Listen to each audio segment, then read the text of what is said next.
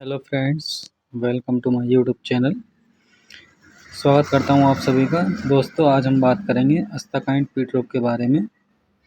इसके अंदर एम्ब्रोक्सोल, टर्बुटालाइन और गुआनिफिन होता है, जिसका इस्तेमाल बच्चों की खांसी जैसे बलगम आना, सीने में घड़ की आवाज़, सांस लेने में दिक्कत, नाक बहना, निमोनिया हो जाना टाइप की जब खांसी हो जाती है तब इसका इस्तेमाल किया जाता है।